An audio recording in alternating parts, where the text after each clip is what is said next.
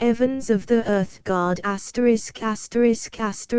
grim black rocket, whirling and dipping with an astounding swiftness, was endeavoring to bring the twisting little craft into the lines of its guns. Illustration by Winter, Evans of the Earth Guard by Edmond Hamilton by the author of The Space Visitors Cities in the Air etc. Transcriber's note.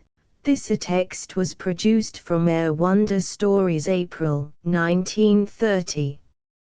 Extensive research did not uncover any evidence that the U.S. copyright on this publication was renewed.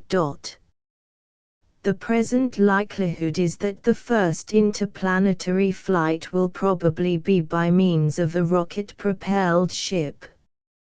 As far as our knowledge goes, the rocket seems to be the most feasible means of propulsion because it will reach its greatest efficiency in the vacuum of interstellar space. If the conditions on other planets, including our Moon, are not too prohibitive, it is doubtless true that these planets will be explored for whatever mineral wealth or possibilities of life they may contain. The resulting interplanetary commerce will call into being a host of problems, such as the protection of cargo and passenger shipments against natural and human agents that might wish to destroy them. In that case, the Earth Guard that Mr. Hamilton describes so vividly will play a most important part in the protection of such commerce. Mr. Hamilton, as is usual with him, has, in this story, developed it so that we were unable to predict from page to page what would happen next. And the editors were just as fooled by the surprising denouement as we believe our readers will be. All Earth Guard rockets attention. One-man rocket police speaking. Pursued by pirate rocket believed to be that of the Hawk. I am running toward Earth on Space Lane 18, now in Zone 44-6, but am being rapidly overtaken. As the clear voice came from the radiophone before him, Captain Wright Evans slammed over the reply switch and shouted back into it. Earth Guard Rocket 283 answering. Standing toward you at top speed instantly. Then he was up and bursting into the great rocket ship's squat little pilot house, where a man seated at the controls turned inquiringly to him. Full speed ahead, Calden, he cried. The Hawk's out again, and after a one-man rocket not 1,000 miles ahead, it's our chance to get him at last. Full speed it is, rejoined Calden calmly, his hands flashing forth to flick down a half-score of the banked shining levers before him. Instantly the great ship lurched and trembled as, from its rear, came thunderous explosion on explosion. In a moment every one of its rear tubes was firing, and the speed dial's arrow was creeping steadily forward until in a few minutes more it registered the ship's top speed of 10,000 miles an hour. The long gleaming craft, stubby of nose and stern and fully 500 feet in length, was like a giant projectile, as it tore through the void, belching fire behind it. From the squat pilot house set atop it, Evans and Calden gazed ahead. The great grey disk of Earth filled a quarter of the heavens before them, the outline of its continents and seas visible here and there through its shifting screen of clouds. Behind them the moon's silvery sphere was dwindling rapidly, as they had seen it dwindle now for hours. It was hours that the great Earth Guard rocket with its 100 men had been hurtling toward Earth after its weary week's vigil in space, before this call had come. And weary enough indeed was the vigil that the rocket ships of the Earth Guard kept around the Earth and its moon, and had kept up for more than 50 years.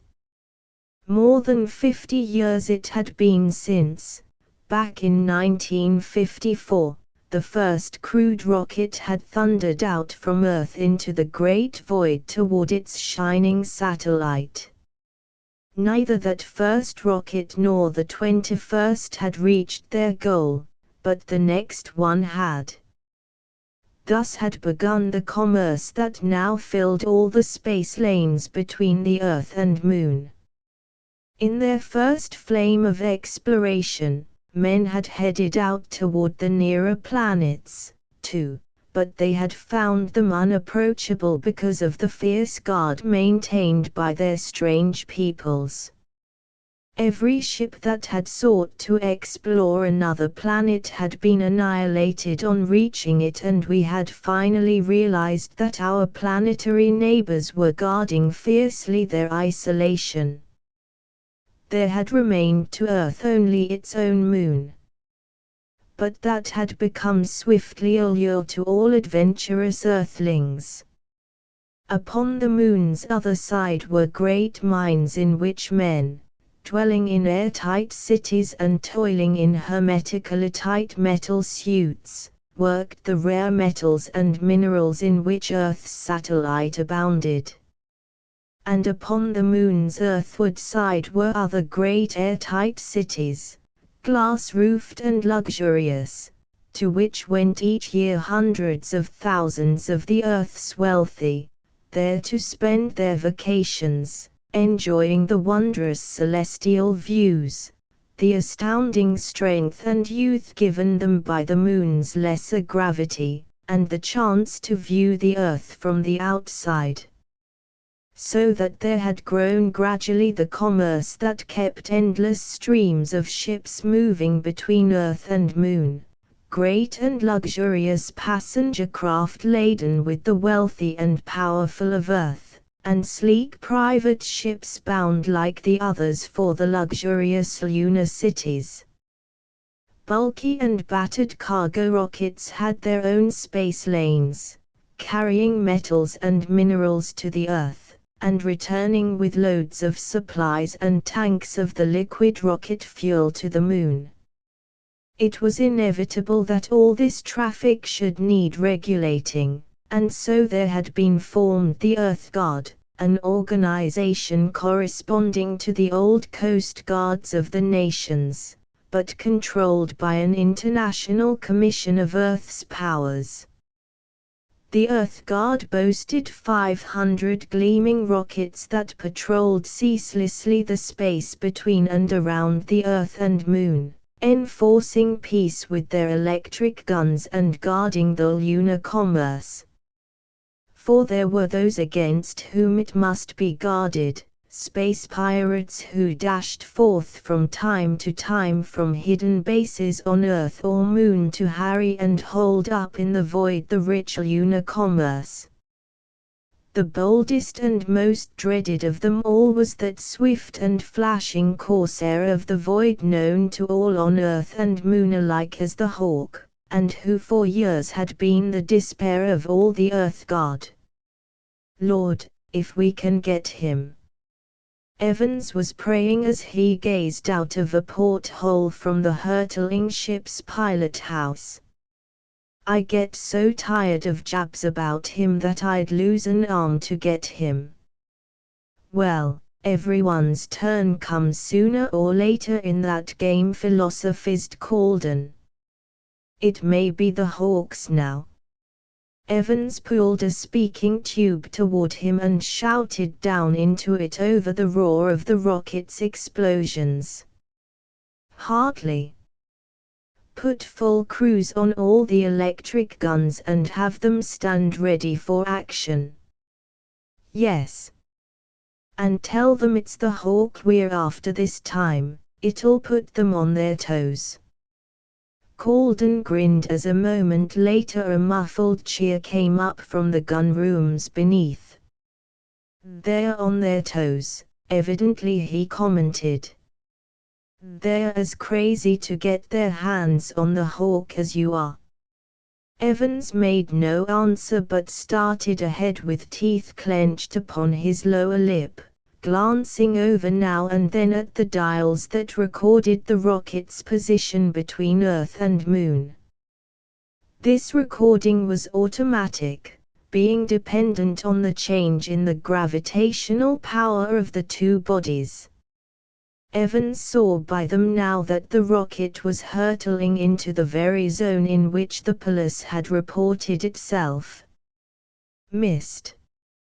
He reached to turn a knob and there clicked up into position against the lenses set in the pilot house window two long metal tubes with eyepieces that formed powerful binoculars.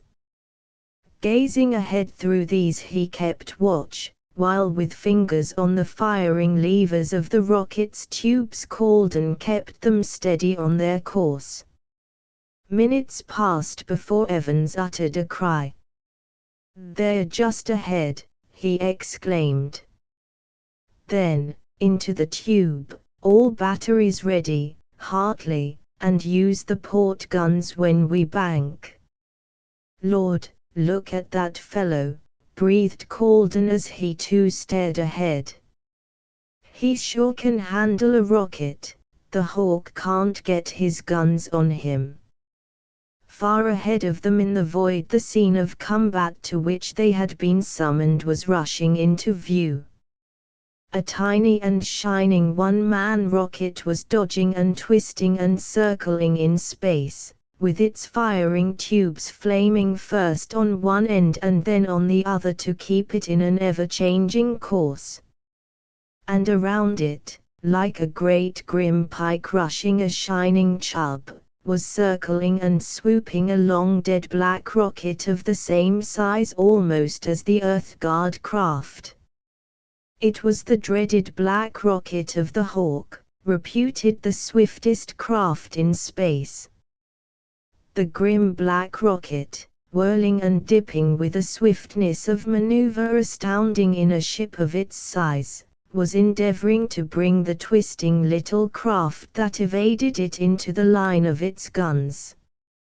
As their own ship thundered down on the scene, Evans and Colden saw the one side of the Hawk's rocket stabbing forth a half-score slender jets of blue fire as its electric guns blasted toward the smaller craft. But the latter had shot upward in time to avoid the fire, and in the next moment the Earth Guard rocket was rushing down upon the Edmond attacker. "Fire!" As Hartley's voice below shouted the order, the Earth Guard ship poured a deadly fire toward the black rocket of the Hawk. But at the very instant of firing, with a swiftness born of 100 space fights, the Hawk's rocket had shot upward. "Missed him!" Colden cried.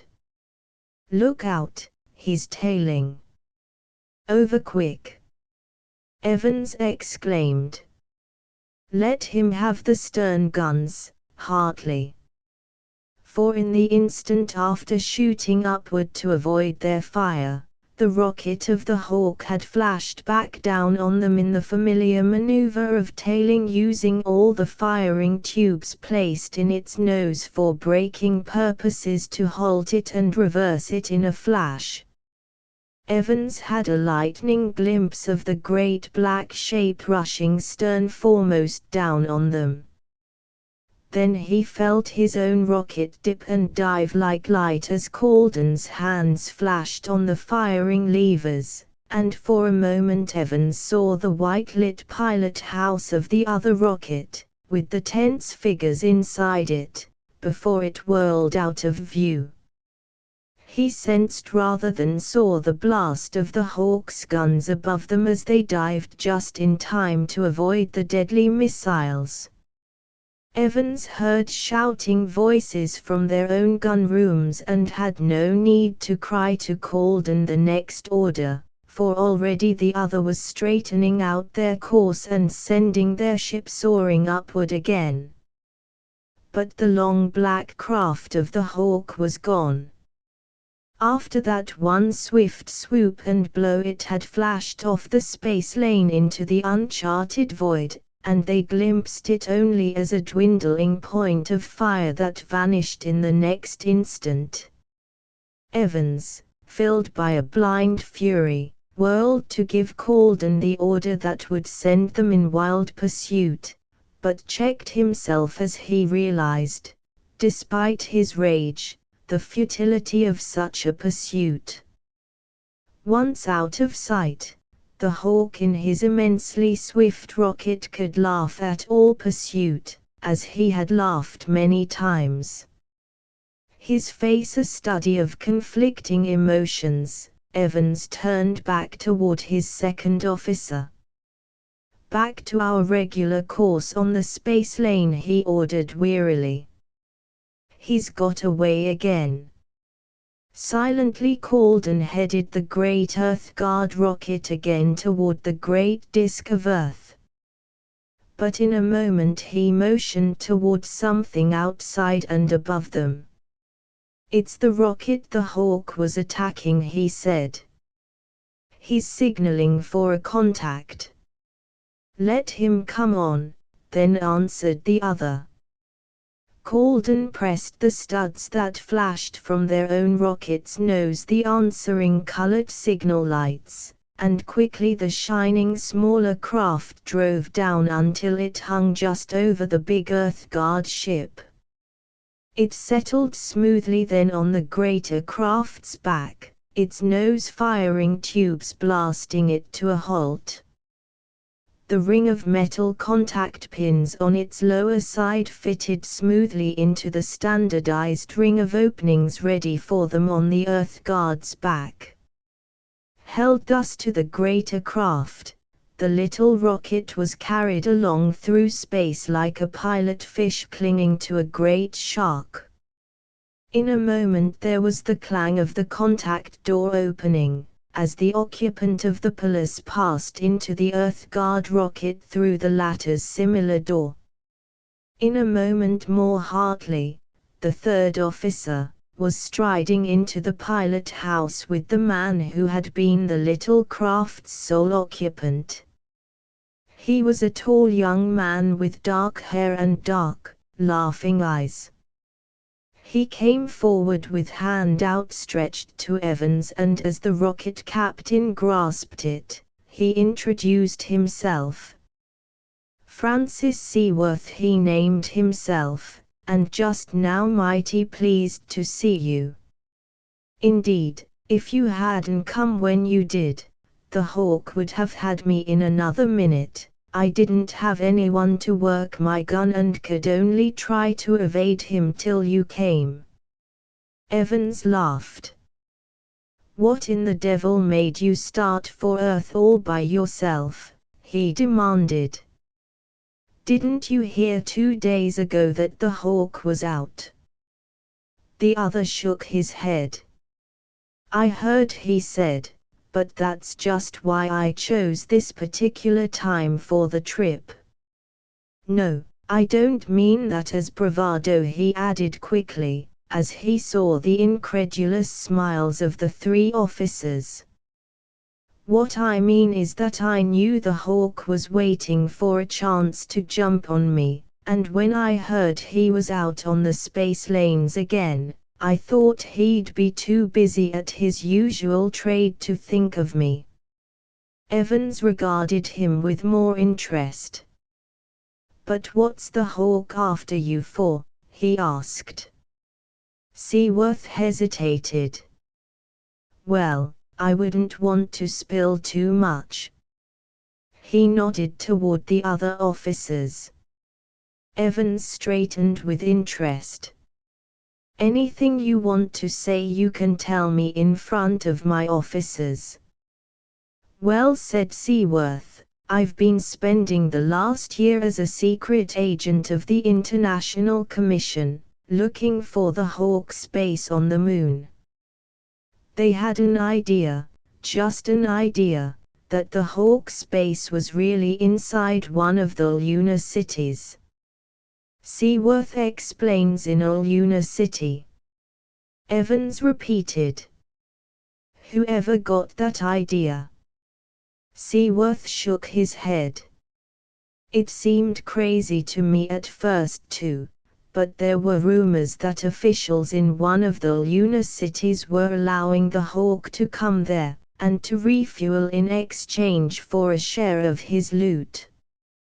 I was sent up to investigate, and I found out enough to call the Hawk's attention to me, and this is the second time he or his men nearly got me. I couldn't find his base, but I did find that there's a man now on Earth who was formerly in his service and who could tell me where his base is if he wanted to. So I started back to Earth in my own ship to see him. Well, the Hawk was waiting, and if you hadn't been within call it would have been all up with me. Evans considered.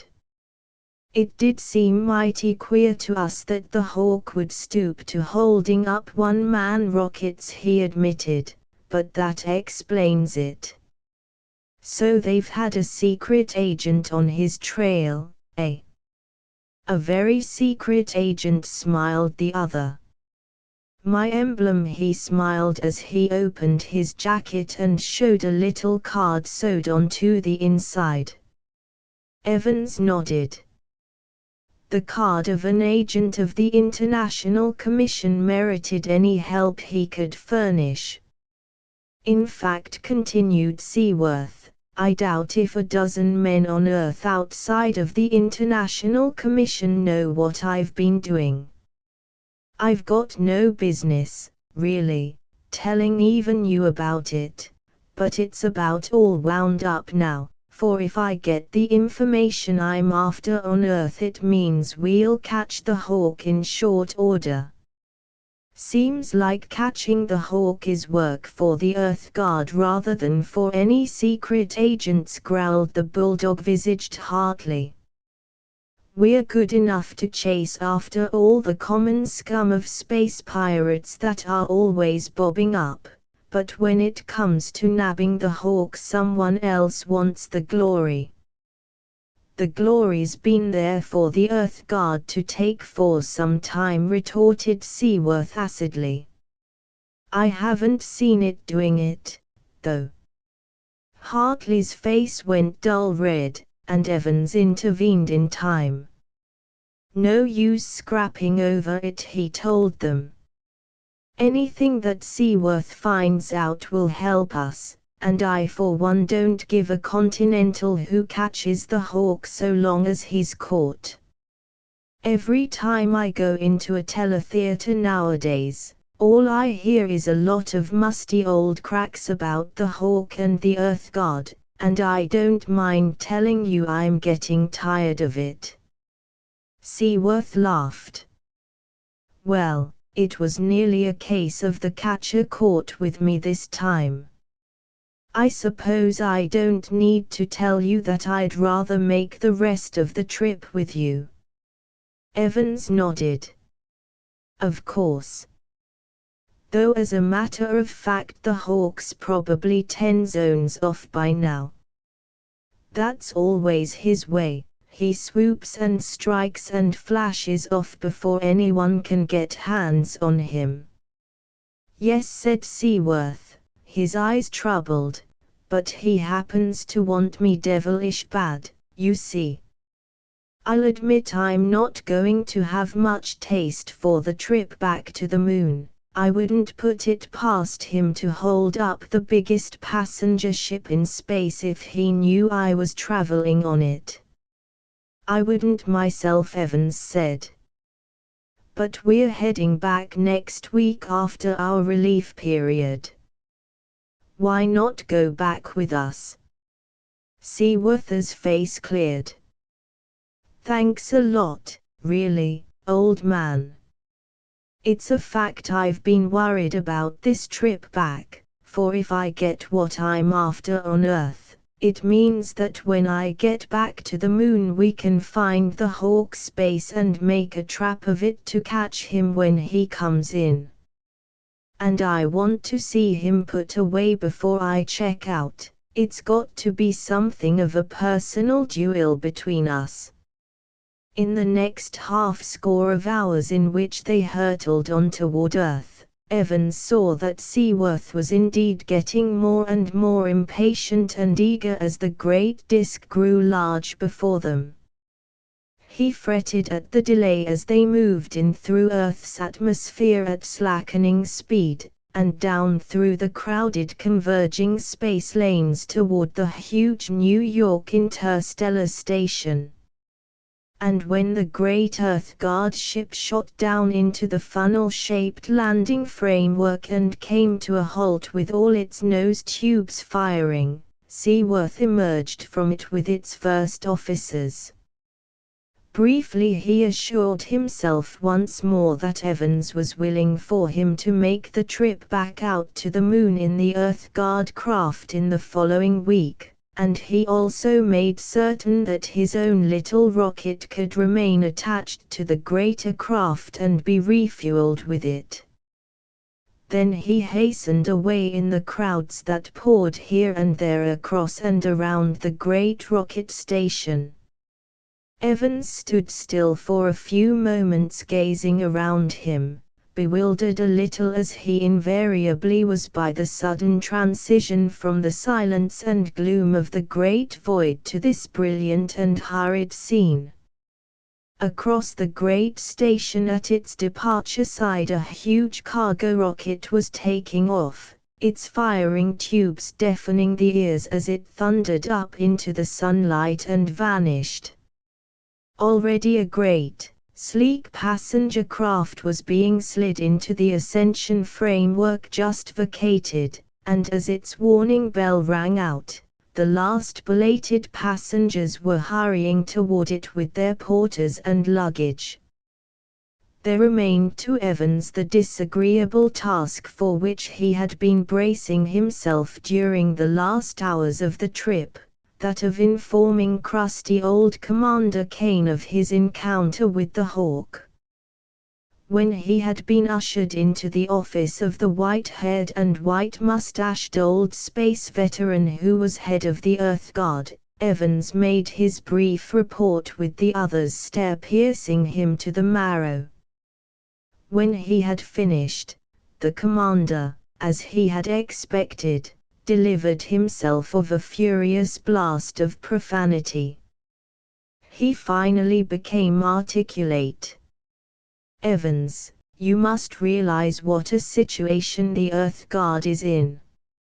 You know and I know that the Hawk must have something new on his ship, whether a new fuel or a new firing tube, that gives his ship a speed beyond anything else in space.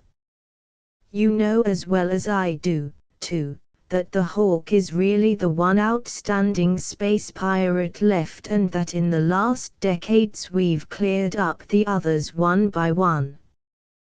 But the public doesn't see it that way.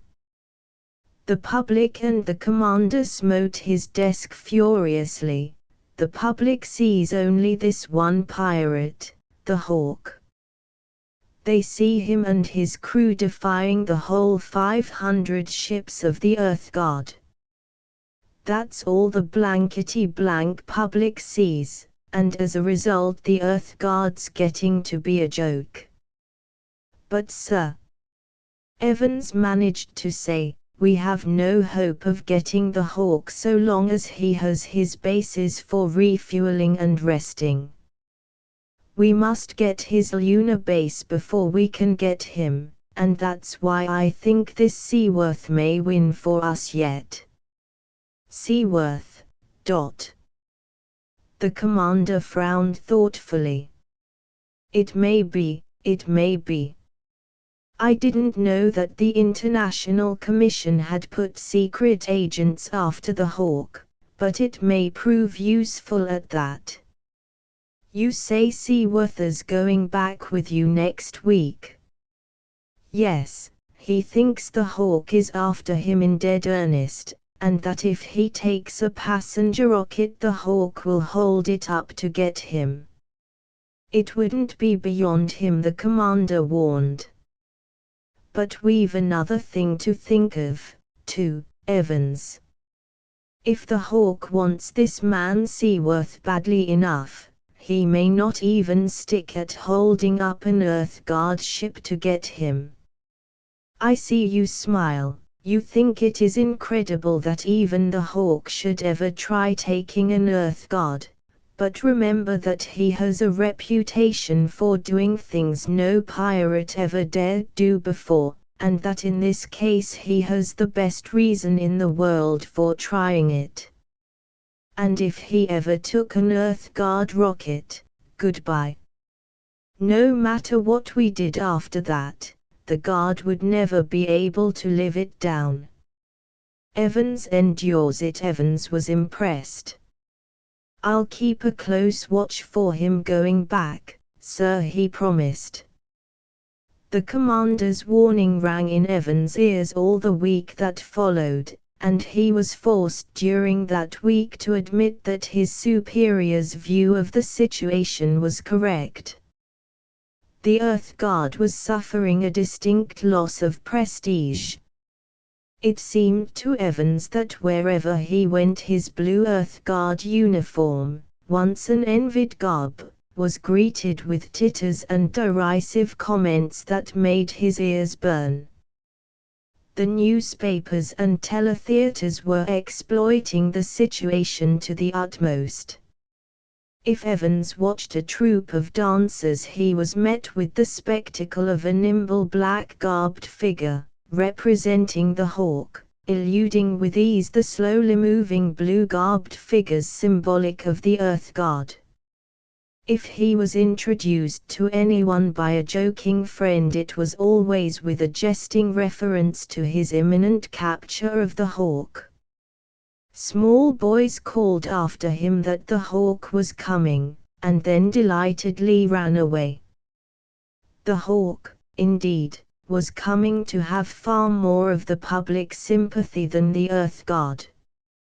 It was true that he held up defenseless passenger craft between Earth and Moon, forcing them under the menace of his guns to cast loose for him in their life rockets whatever of value they carried.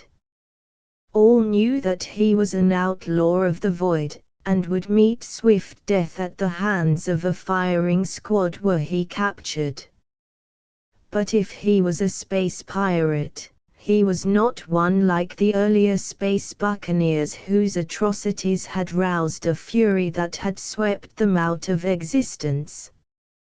He was, if anything, a gentleman corsair of the void, and though few had ever looked on his face, it was rumored that he was exceptionally handsome. It was small wonder that by the end of his week of relief Evans' nerves were ragged and he was longing for the peacefulness of the space patrol. When on the last day of their relief he found Calden and Hartley at the New York station, inspecting the great Earth Guard rocket, preparatory to its start back out into space, he found their nerves as raw on the subject as his own. They too had felt the whips of the public laughter. "You know," growled Hartley as he ran a practiced eye over the looming rocket's stern firing tubes, "I'm just about praying that we meet up with the hawk this trip. I'm not thin-skinned, but when my little daughter begins to ask Daddy why he doesn't catch the hawk, I'm getting to the busting point." Evans and Calden laughed despite themselves. "Well, you may get your wish," Hartley Evans told him. "Remember, Seaworth will be with us, and the hawk wants him bad." Hartley looked at him blankly. You don't mean that he'd ever try holding us up? Us? An Earth Guard rocket? Evans shrugged. It's Commander Kane's idea, not mine. Here he comes now, to see us off. Evidently going to give us a final warning. And that proved in fact to be the white-haired commander's purpose when he reached them through the throngs of hurrying mechanics around the giant ship. He drew Evans aside from the others. "Don't forget what I told you, Evans," he warned. "Keep double watches in the lookout cells at all times, and if the Hawk does appear, send out a general radiophone alarm before you engage. Remember, it isn't a question of personal glory, but a matter of catching him." "I'll remember," Evans promised. "I guess we're set to go. Here comes Seaworth now." The secret agent's eyes were shining as he strode across the station to them. When he reached Evans and the commander, he tapped the black leather case he carried. "Got it," he exclaimed. "My tip was a straight one and I've got the dope from beginning to end. You're ready to go?" Evans nodded, and Commander Kane shook hands with him and with Seaworth, as he turned away. "Good luck to the both of you," he told them, "and if you've really got anything that will enable you to nab the Hawk, I'll resign cheerfully on the day he's taken and you can shoot dice between you for my job." Evans and Seaworth laughed together as the commander strode away. "The old man's nutty about the Hawk these days," Evans commented. "Well, if I can get back to the moon with the information I have here," the other said, "it means the end for Mr. Hawk. I found the man I was hunting for. He'd been one of the Hawk's crew and had left him on account of some squabble over the division of loot. He was pretty much afraid of his old chief still. I guess the Hawk's got a deadly record as regards traitors, but he gave me all I wanted for a price. I have the exact location of the Hawk's base in one of the lunar cities, the names of the officials who've been harboring him and selling him fuel, all that we need. Once back on the moon we can set a trap there that will spring on the Hawk the first time he comes into his base. There's only one queer thing about it all, and that is that the man who told me all this disappeared on the very next day. No one has the slightest idea what became of him, though some of the officials I talked with thought he'd merely decamped with the price of his information. I don't know, though, it may have been something else." "The Hawk?" Evans questioned, and the other slowly nodded. "I'm afraid so. His way with traitors is short and sweet. It only worries me because if it was he, then he knows what I've learned and knows I'm taking back that information with me." "Ready to start?" Evans frowned. "That would make him desperate, all right. The commander has an idea that he might even attack our rocket to get you, Seaworth." "You mean that he'd even try to take an Earth Guard rocket?" "Yes, but it's just an idea. We'll keep a mighty sharp lookout for him, and whatever else the Hawk may have done, I think he's too wary a bird to try tackling Earth Guard rockets." They were interrupted by a thunderous blast of firing tubes as a battered cargo ship of the Tramp class, a quarter of its tubes out of commission, hurtled upward from the Great Ascension framework. At once the huge machinery beside it that held the Earth Guard rocket was sliding it smoothly into the ascension framework to go out also. The warning bell was jangling again, and Calden and Hartley came up to the two men. Already Calden reported, saluting. "The starter's given us 9:40, that's 8 minutes from now." Evans nodded. "Time to go, Seaworth," and they strode toward the stern door of the big, upreared craft.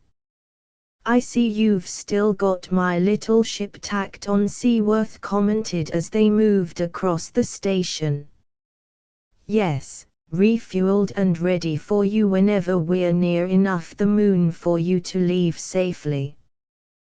They passed inside and the stern door closed and whirred as Hartley spun it carefully shut.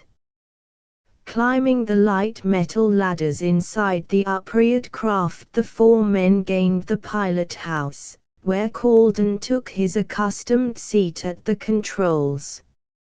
Strapped into their shock-absorbing seats, the four men looked down over the station and its swarming throngs, a busy scene in the morning sunlight. Just beside the ascension framework rose the starter's tower, from which, at intervals, the streams of ships were allowed to start out into the various space lanes. Lights were flashing and changing color on it each moment as the minute for the departure of the Earth Guard ship drew near. Already the machinery beside the ascension framework was ready to move into it, the next rocket to start, a great passenger craft into which hundreds of passengers were hastening, crowds of friends waving them bon voyage. Few in the station were paying any attention to the routine departure of the Earth Guard's craft. The lights on the starter's tower had flashed from yellow to green, and then to red. Calden was watching them imperturbably, his hands resting on the main firing levers, while Evans, as always at the moment of starting, involuntarily drew a deep preparatory breath. Then the lights flashed suddenly pure white. Calden's hands depressed the levers with a single motion, and, as a thunderous blast of sound broke from the great rocket's stern beneath them, they were pressed with immeasurable force into their seats. The sunlit station had vanished in a flash from around them, and there was a dizzy lurching and trembling of the great mass as it shot upward and outward. From outside came a steady roar of air against the rocket's walls that was audible even above the thunder of continued explosions from the rear, and the air grew suddenly warm about them. Then the roar of air had ceased, the walls of the pilot house were cooling, and the diffused bright sunlight of the atmosphere was gone. For in the immensity of space the sun flared fiercely on one side, while a rayless gloom, gemmed with steady burning stars, stretched away on the other.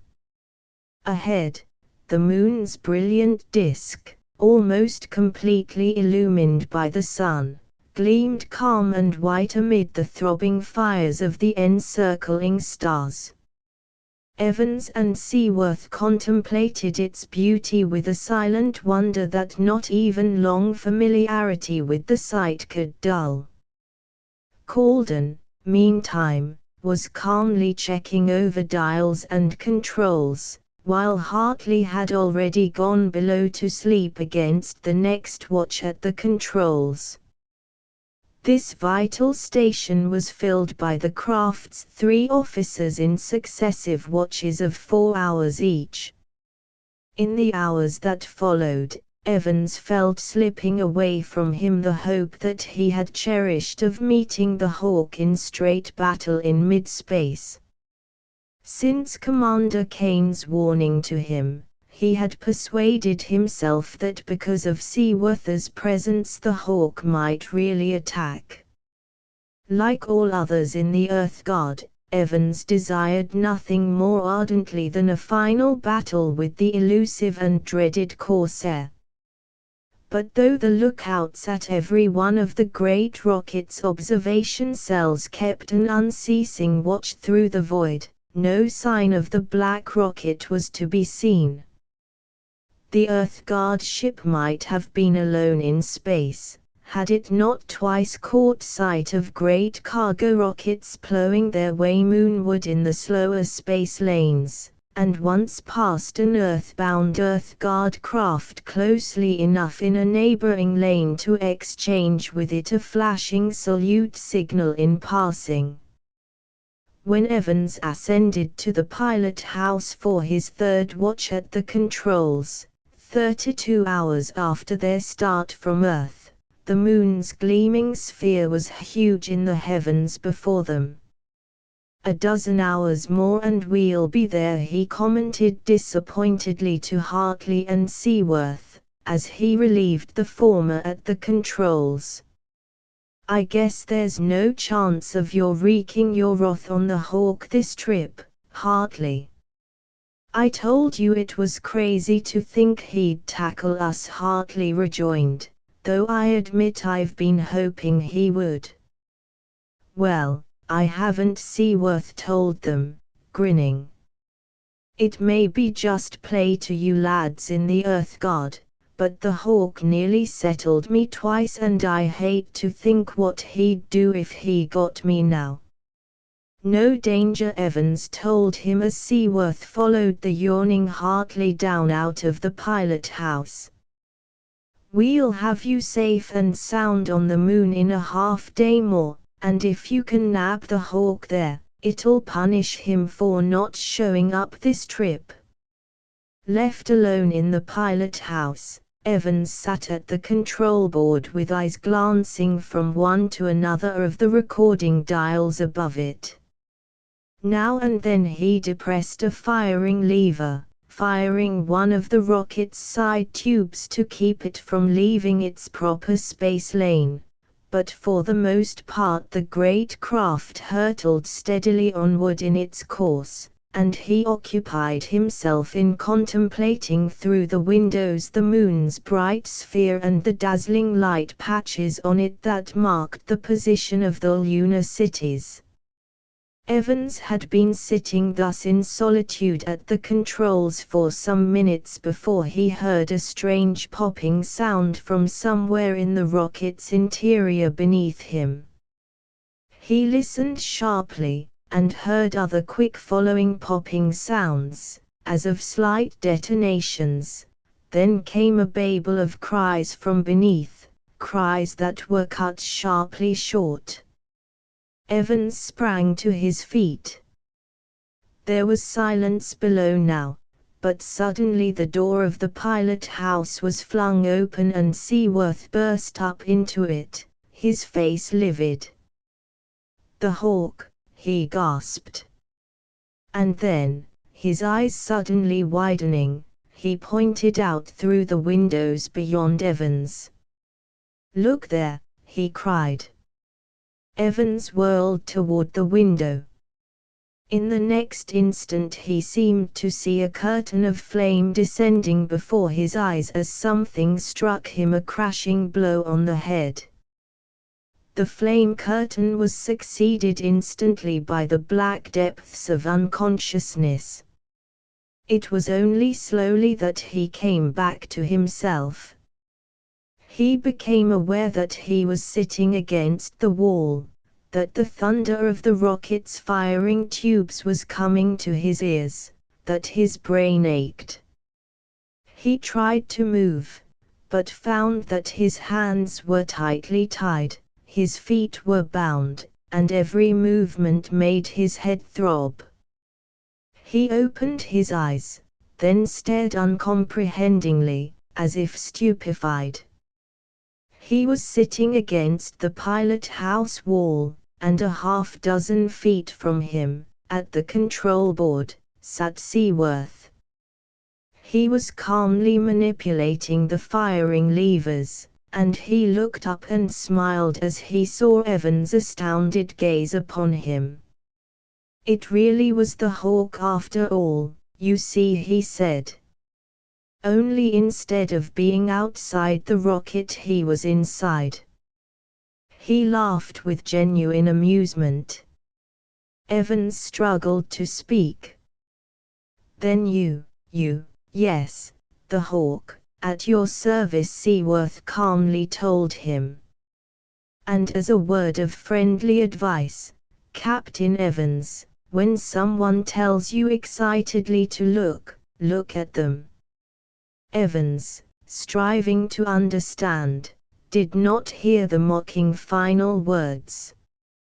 "You the hawk? But we saw the hawk's rocket attacking you there. We came and saved you." The hawk laughed again.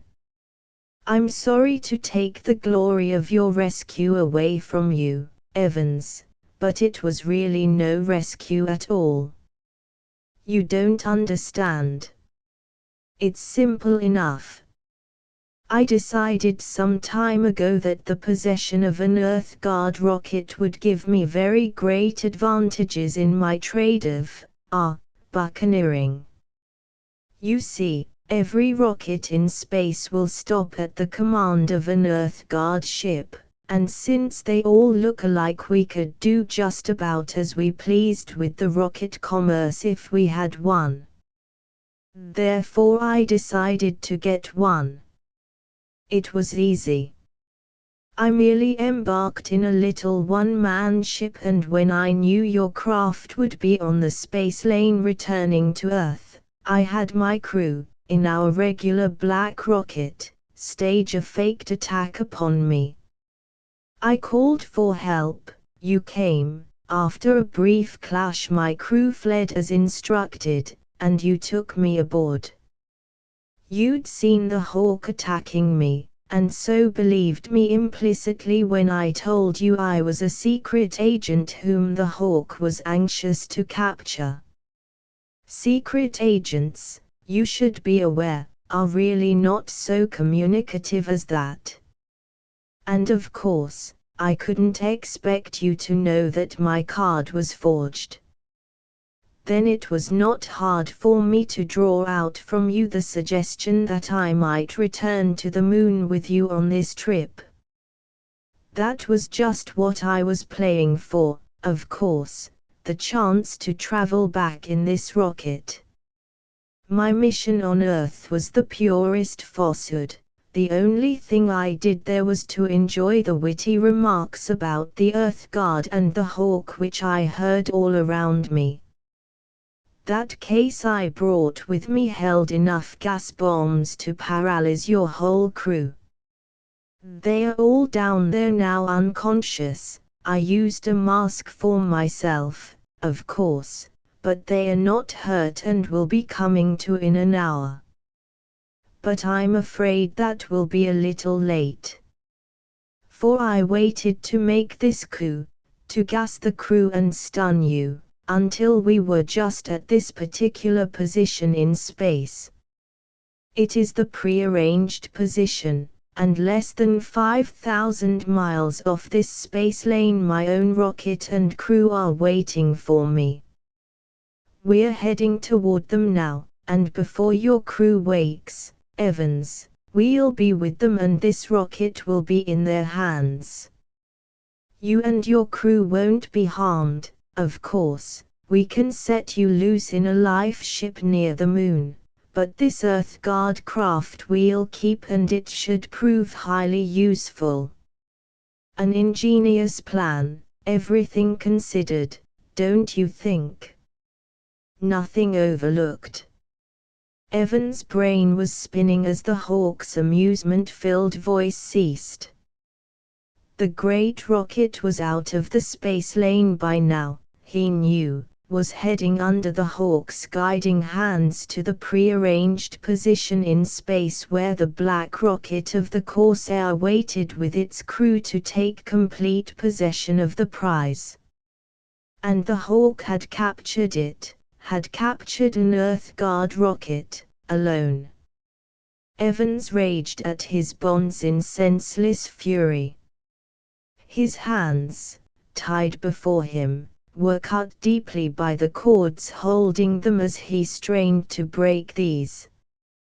The hawk looked up from the bank of firing levers with which he was busy to shake his head in mocking reproof. Now, Captain Evans, he soothed, don't take it so hard. Lots of captains have found themselves in your position before this, remember. Though I'll admit this is the first Earth Guard rocket I've taken. No Earth Guard rocket has ever been taken by an enemy, said Evans thickly. Not until now, the hawk conceded, depressing 2 more firing levers. But there has to be a first time for everything, and from what I heard on Earth, I don't think the capture of an Earth Guard rocket will excite any anger. It would not, Evans reflected dully, sinking for the moment into an apathy of despair. It would be merely with scornful laughter that the Earth Guard would be met when this latest and greatest exploit of the hawk became known. What derision would meet the news of this single-handed capture of a great rocket and all its crew, by the man they were hunting? Evans could picture at the moment as clearly as though a face were before his eyes, the shame and rage of fierce old Commander Kane when the news reached him, and the shame of all his companions in the Earth Guard. He could hear the thin, derisive laughter of the crowds, the new and side-splitting witticisms in the teletheaters, the laughter of all on Earth and Moon alike became audible to him. A fierce resolve, a last expedient of his despair, rose in Evans' brain. He rose to his feet, tied as they were, and swaying, leaned forward to catch at the control board's corner with his bound hands supporting himself. The hawk watched him curiously, with nothing to fear from this one man, who, bound hand and foot, alone remained conscious of the rocket's crew.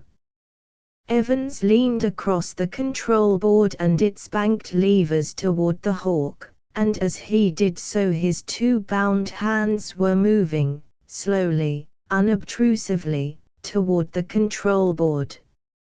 No Earth Guard rocket has ever yet been captured, he said slowly and hoarsely, his hands very near the black plug at the control board's corner, and none is ever going to be. The hawk's dark eyes, contemplating him, held something that seemed to be almost sympathy. Sorry, Captain Evans, he said lightly. I know how you must feel about it, but we're almost there now. My rocket will be showing up in a few minutes, we've almost reached it.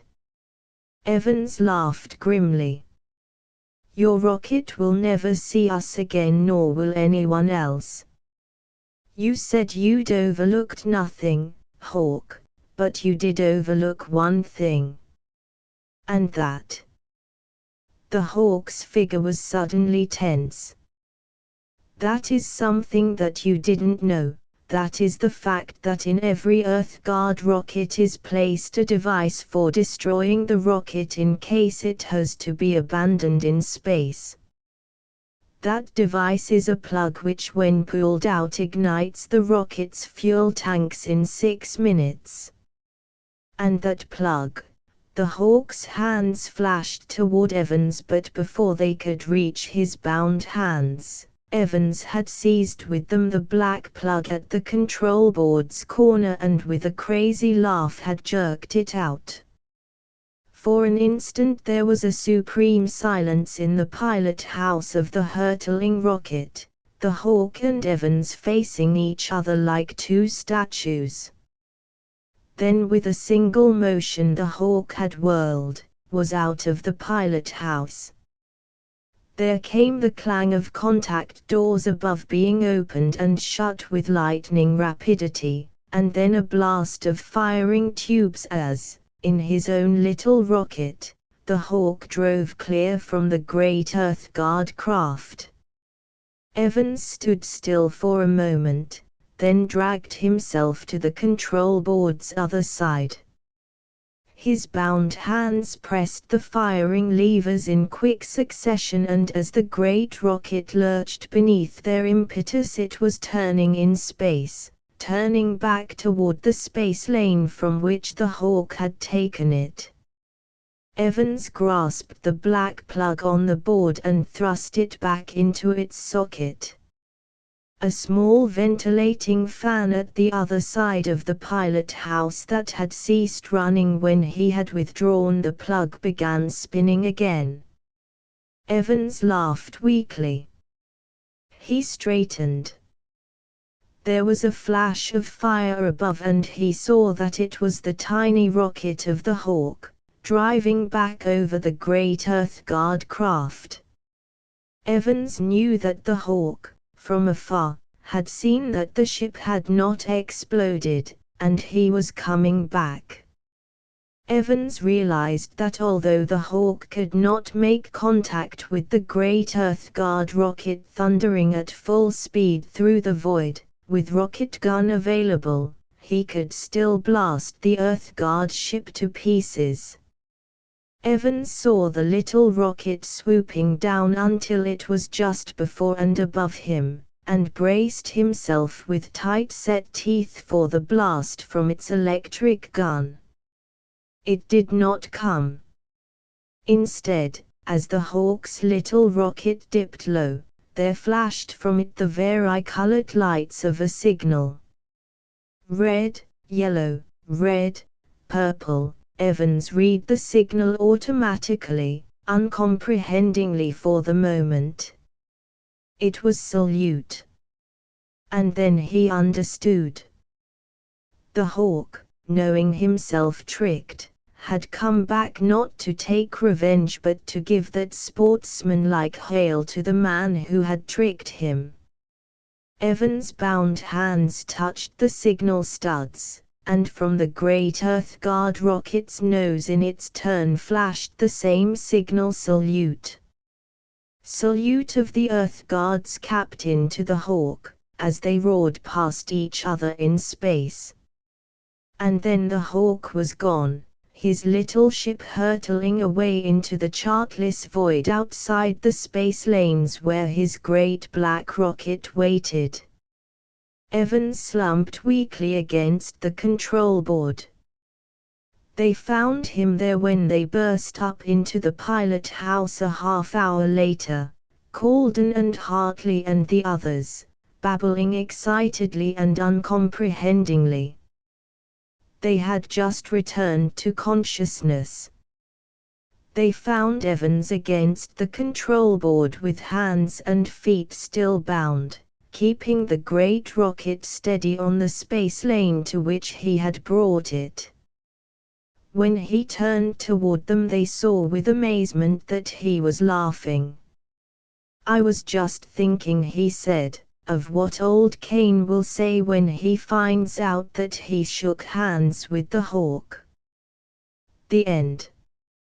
End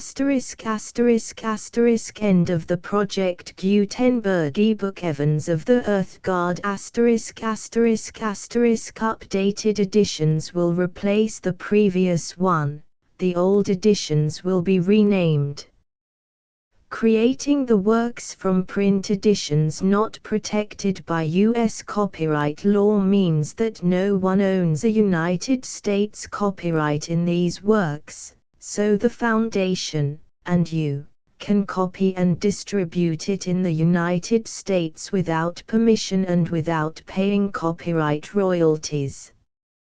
Special rules, set forth in the general terms of use part of this license, apply to copying and distributing Project Gutenberg trademark symbol electronic works to protect the Project Gutenberg trademark symbol concept and trademark. Project Gutenberg is a registered trademark, and may not be used if you charge for an ebook, except by following the terms of the trademark license, including paying royalties for use of the Project Gutenberg trademark. If you do not charge anything for copies of this ebook, complying with the trademark license is very easy.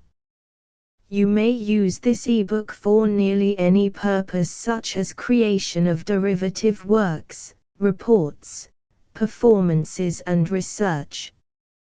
Project Gutenberg ebooks may be modified and printed and given away. You may do practically anything in the United States with ebooks not protected by U.S. copyright law.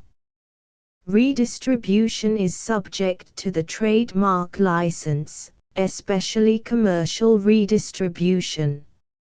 Start. Full license. The full Project Gutenberg license. Please read this before you distribute or use this work to protect the Project Gutenberg trademark symbol mission of promoting the free distribution of electronic works.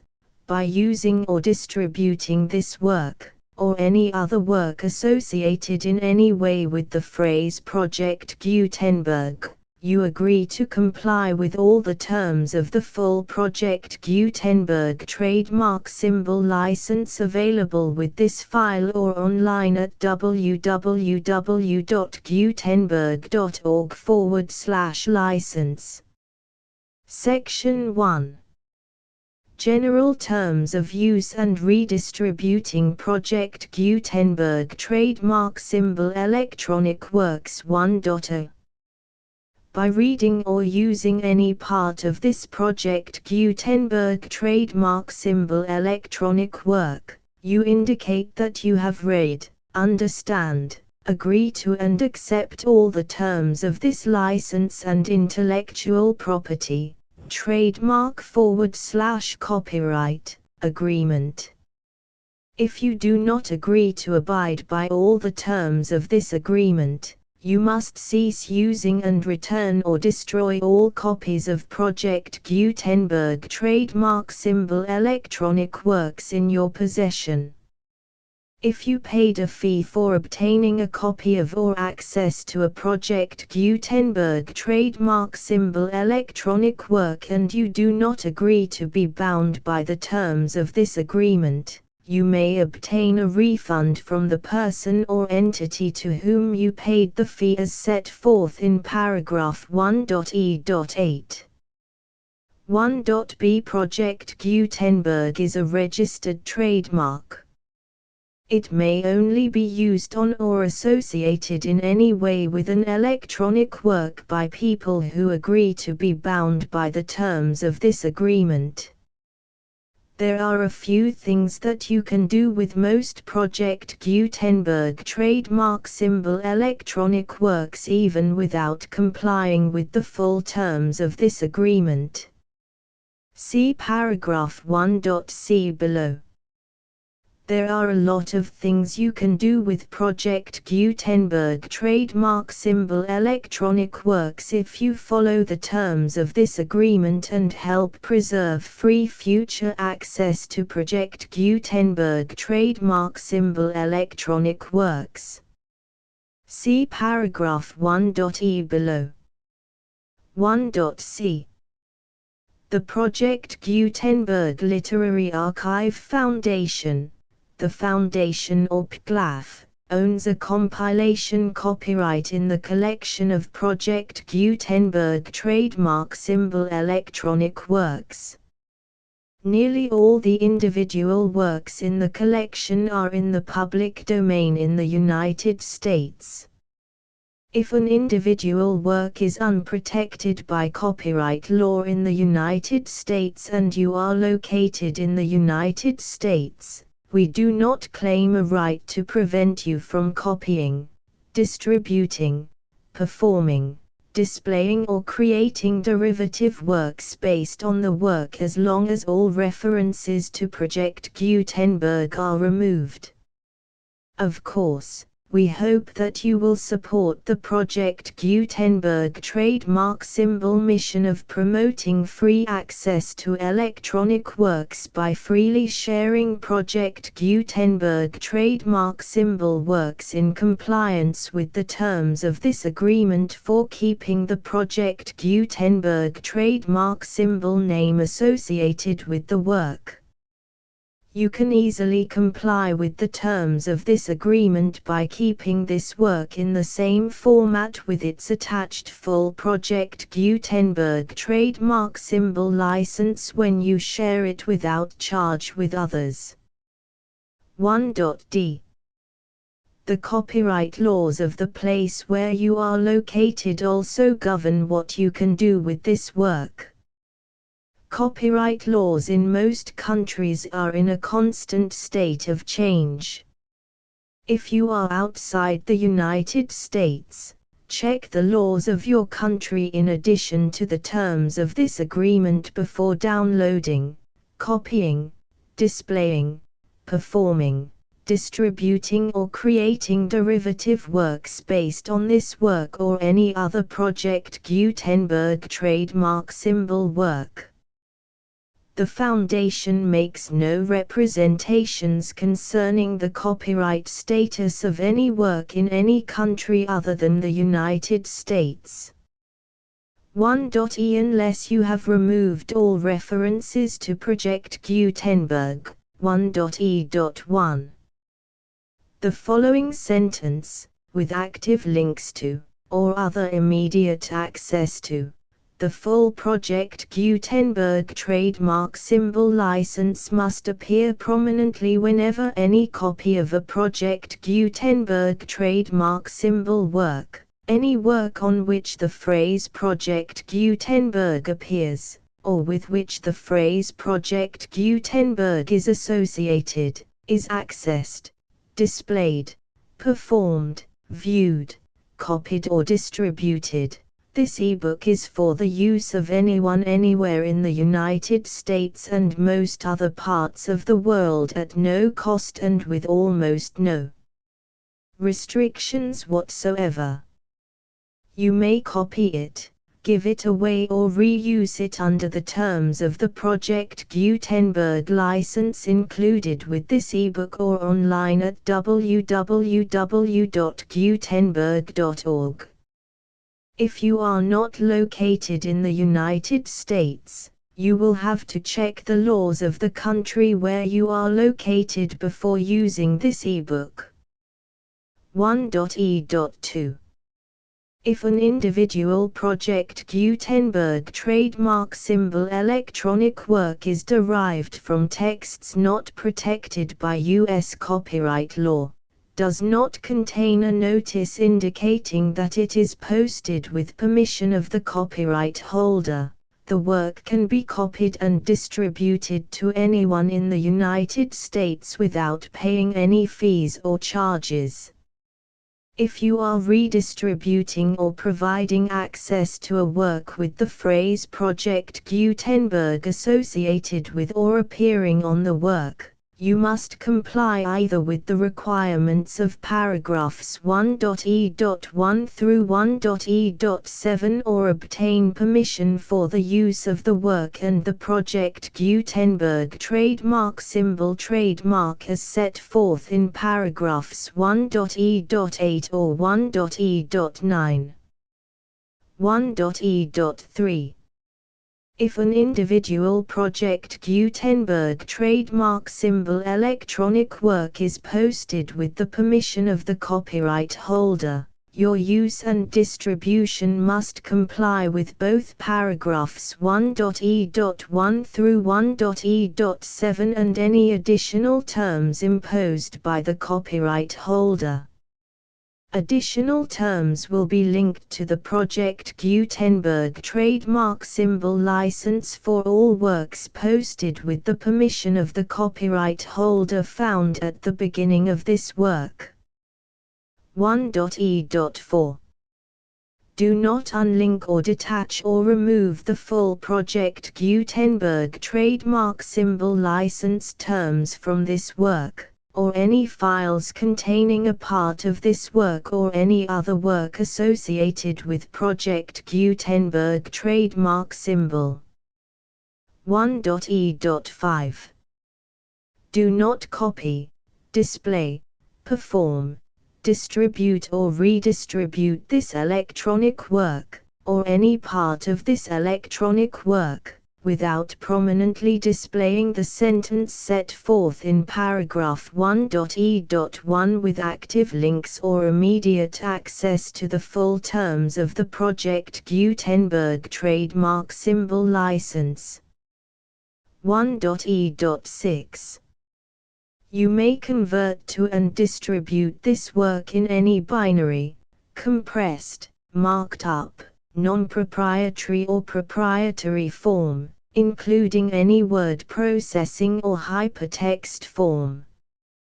However, if you provide access to or distribute copies of a Project Gutenberg trademark symbol work in a format other than plain vanilla ASCII or other format used in the official version posted on the official Project Gutenberg trademark symbol website, www.gutenberg.org, you must, at no additional cost, fee or expense to the user, provide a copy, a means of exporting a copy, or a means of obtaining a copy upon request, of the work in its original plain vanilla ASCII or other form.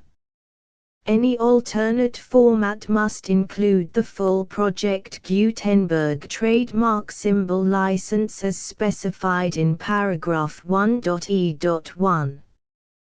1.e.7. Do not charge a fee for access to, viewing, displaying, performing, copying or distributing any Project Gutenberg trademark symbol works unless you comply with paragraph 1.e.8 or 1.e.9. 1.e.8. You may charge a reasonable fee for copies of or providing access to or distributing Project Gutenberg trademark symbol electronic works provided that you pay a royalty fee of 20% of the gross profits you derive from the use of Project Gutenberg trademark symbol works calculated using the method you already use to calculate your applicable taxes. The fee is owed to the owner of the Project Gutenberg trademark symbol trademark, but he has agreed to donate royalties under this paragraph to the Project Gutenberg Literary Archive Foundation. Royalty payments must be paid within 60 days following each date on which you prepare, or are legally required to prepare, your periodic tax returns. Royalty payments should be clearly marked as such and sent to the Project Gutenberg Literary Archive Foundation at the address specified in Section 4, Information about donations to the Project Gutenberg Literary Archive Foundation. You provide a full refund of any money paid by a user who notifies you in writing, or by email, within 30 days of receipt that he does not agree to the terms of the full Project Gutenberg trademark symbol license. You must require such a user to return or destroy all copies of the works possessed in a physical medium and discontinue all use of and all access to other copies of Project Gutenberg trademark symbol works. You provide, in accordance with paragraph 1.f.3, a full refund of any money paid for a work or a replacement copy, if a defect in the electronic work is discovered and reported to you within 90 days of receipt of the work.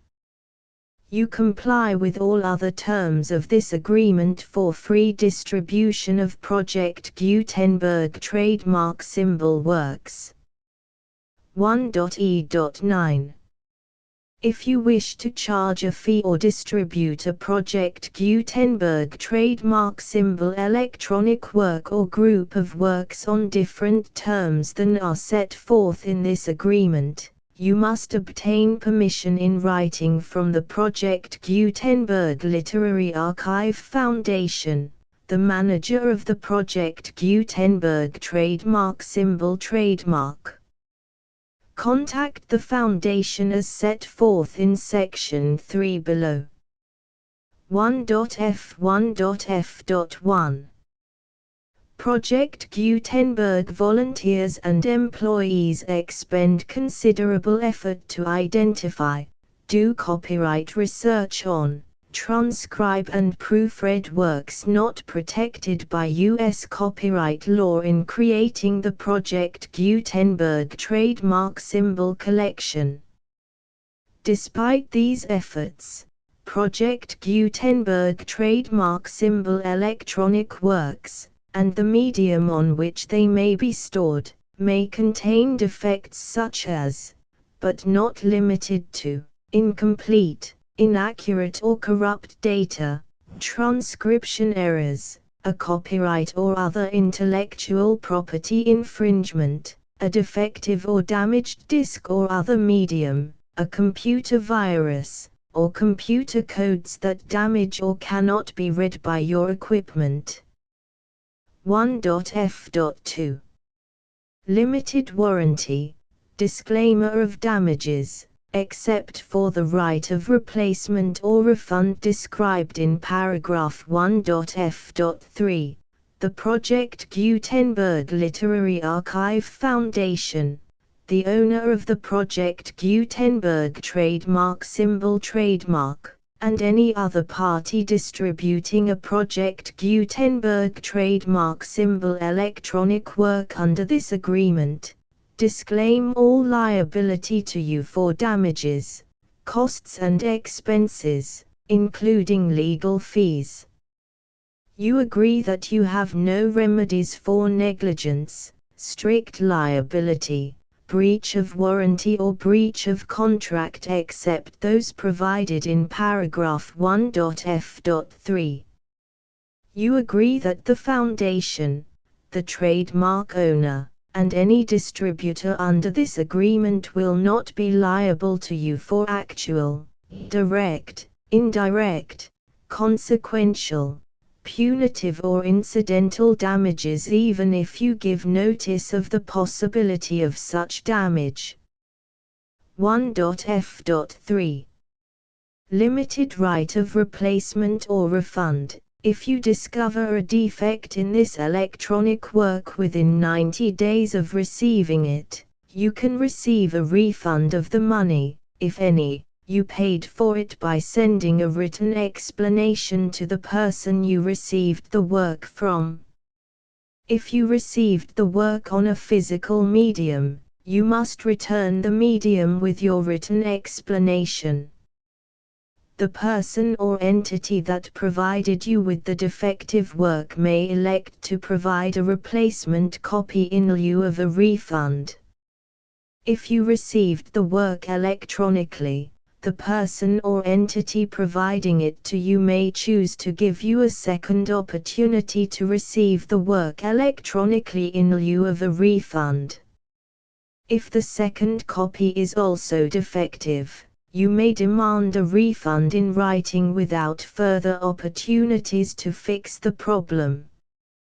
1.f.4 Except for the limited right of replacement or refund set forth in paragraph 1.f.3, this work is provided to you as is, with no other warranties of any kind, express or implied, including but not limited to warranties of merchantability or fitness for any purpose.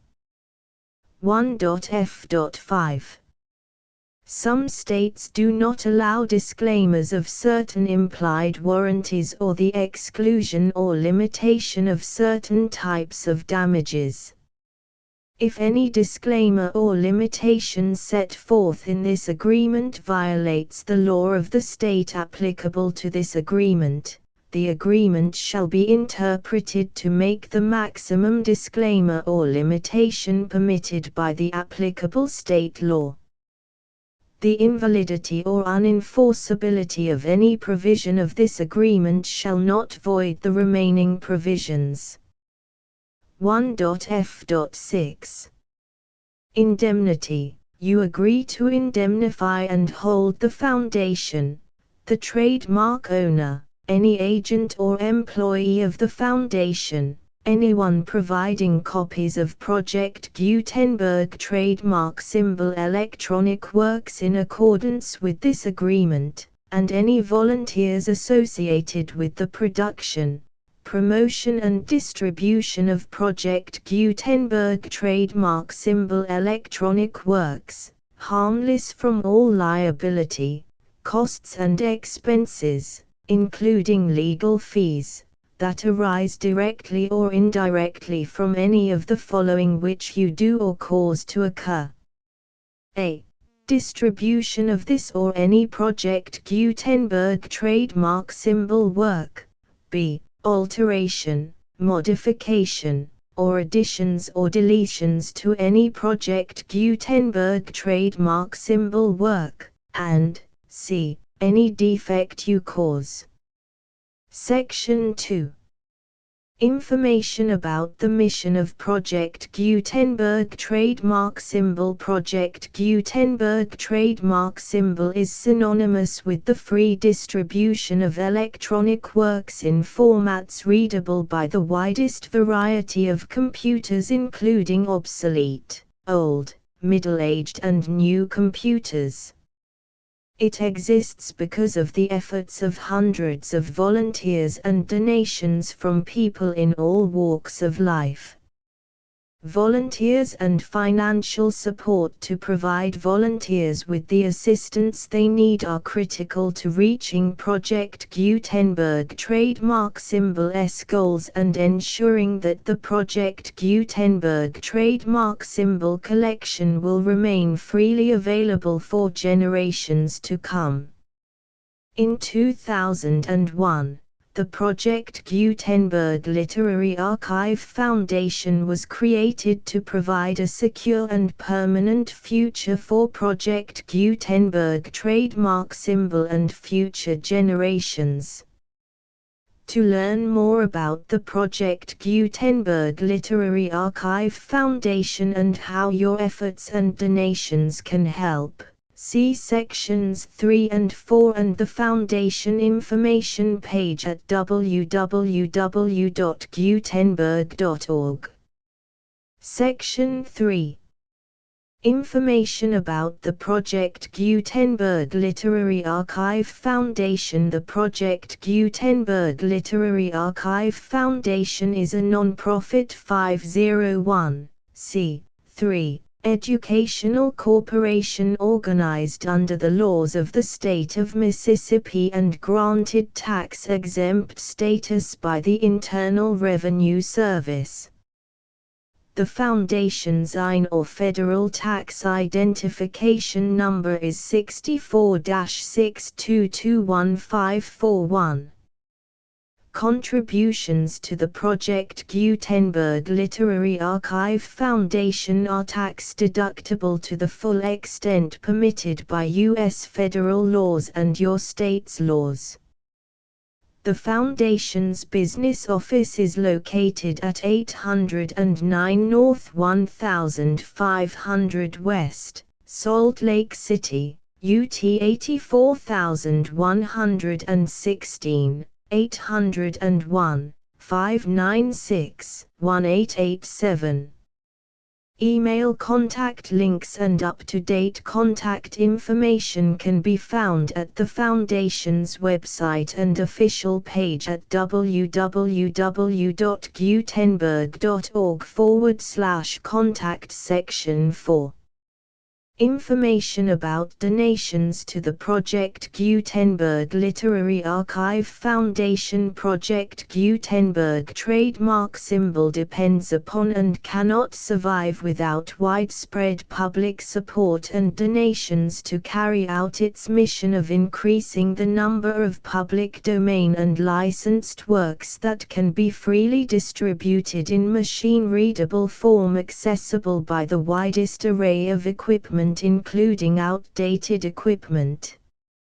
Many small donations, $1 to $5,000, are particularly important to maintaining tax-exempt status with the IRS. The Foundation is committed to complying with the laws regulating charities and charitable donations in all 50 states of the United States. Compliance requirements are not uniform and it takes a considerable effort, much paperwork and many fees to meet and keep up with these requirements. We do not solicit donations in locations where we have not received written confirmation of compliance. To send donations or determine the status of compliance for any particular state, visit www.gutenberg.org/donate. While we cannot and do not solicit contributions from states where we have not met the solicitation requirements, we know of no prohibition against accepting unsolicited donations from donors in such states who approach us with offers to donate. International donations are gratefully accepted, but we cannot make any statements concerning tax treatment of donations received from outside the United States. U.S. laws alone swamp our small staff. Please check the Project Gutenberg web pages for current donation methods and addresses. Donations are accepted in a number of other ways, including checks, online payments and credit card donations. To donate, please visit www.gutenberg.org/donate. Section 5. General information about Project Gutenberg trademark symbol electronic works. Professor Michael S. Hart was the originator of the Project Gutenberg trademark symbol concept of a library of electronic works that could be freely shared with anyone. For 40 years, he produced and distributed Project Gutenberg trademark symbol ebooks with only a loose network of volunteer support. Project Gutenberg trademark symbol ebooks are often created from several printed editions, all of which are confirmed as not protected by copyright in the US unless a copyright notice is included. Thus, we do not necessarily keep ebooks in compliance with any particular paper edition. Most people start at our website, which has the main PG search facility, www.gutenberg.org. This website includes information about Project Gutenberg trademark symbol, including how to make donations to the Project Gutenberg Literary Archive Foundation, how to help produce our new ebooks, and how to subscribe to our email newsletter to hear about new ebooks.